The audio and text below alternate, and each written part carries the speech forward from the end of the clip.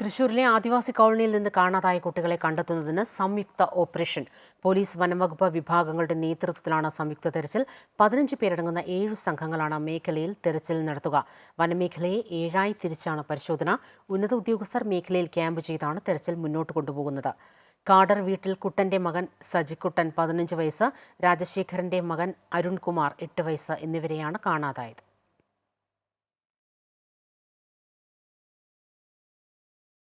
ഇടുക്കി കട്ടപ്പനയിൽ ഇരട്ട കൊലപാതകം നടന്നുവെന്ന് സംശയിക്കുന്ന കേസിൽ പ്രതികളെ പോലീസ് ഇന്ന് കസ്റ്റഡിയിൽ വാങ്ങിയേക്കും.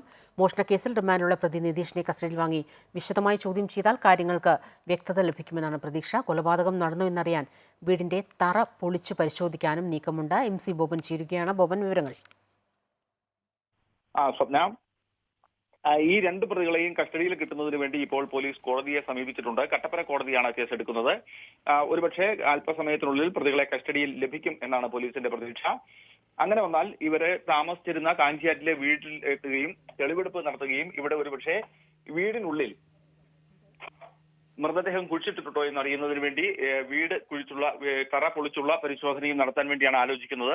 2 കൊലപാതകങ്ങൾ നടന്നു എന്നാണ് ഇവിടെ നിന്ന് ലഭിക്കുന്ന സൂചനകൾ. ഇതിന്റെ അടിസ്ഥാനത്തിലാണ് പോലീസ് ഇപ്പോൾ അന്വേഷണം ശക്തമാക്കിയിട്ടുള്ളത്. മോഷണ കേസുമായി ബന്ധപ്പെട്ടാണ് 2 സുഹൃത്തുക്കളായ 2 ആളുകളെ പോലീസ് അറസ്റ്റ് ചെയ്യുന്നത്. ഇവരിൽ നിന്നാണ് കൂടുതൽ തെളിവുകളിലേക്ക് പോലീസ് എത്തിച്ചേരുന്നത്. എന്തായാലും ഇവിടെ ആഭിചാര ക്രിയകൾ നടന്നിട്ടുണ്ടോ എന്നും ഈ 2 കൊലപാതകങ്ങൾ നടന്നിട്ടുണ്ടോ എന്നും സ്ഥിരീകരിക്കേണ്ടതുണ്ട്. അല്പസമയത്തിനുള്ളിൽ കോടതിയിൽ നിന്നും പ്രതികളെ കസ്റ്റഡിയിൽ കിട്ടുമോ എന്ന കാര്യത്തിൽ വ്യക്തതയുണ്ടാവും.